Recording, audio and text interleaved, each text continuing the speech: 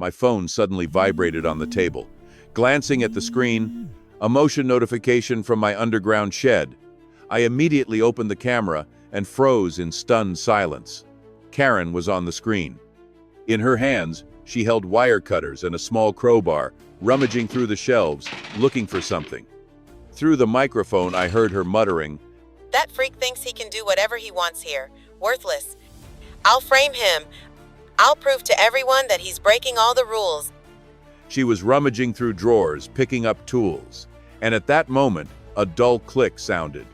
With a mechanical hiss, the automatic door slammed shut. Karen froze, for a second not believing what was happening, and then rushed to the door, furiously yanking the handle. But it was too late. But let's take it step by step.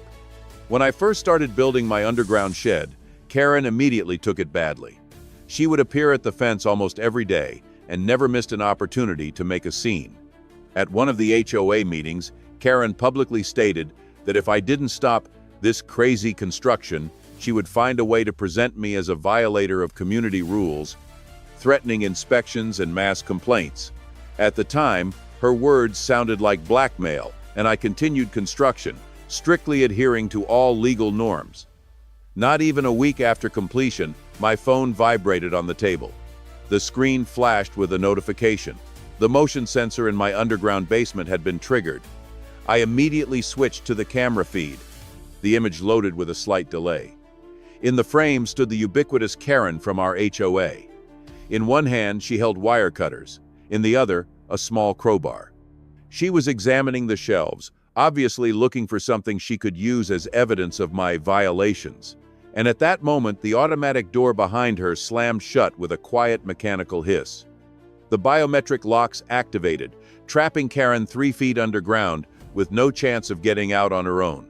Karen, the same woman who had been humiliating me for months at HOA meetings, accusing me of desecrating the aesthetics of the neighborhood for piling up ugly structures, was now illegally on my property.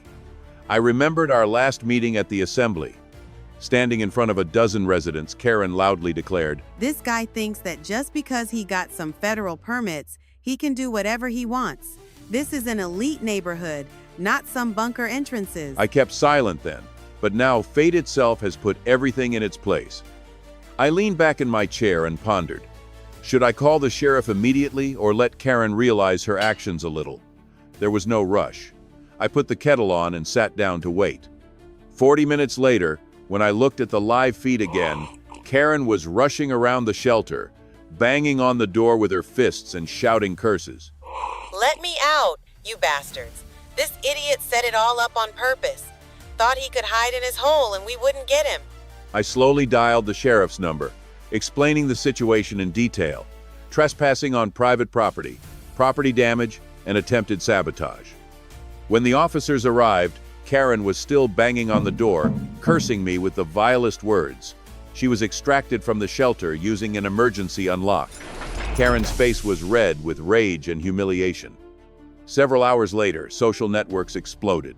A video of Karen's detention, filmed by one of the neighbors, instantly spread through the districts. Hundreds of comments, thousands of views. The next day, the HOA held an emergency meeting. The hall was overflowing with residents, many of whom dared to speak openly for the first time.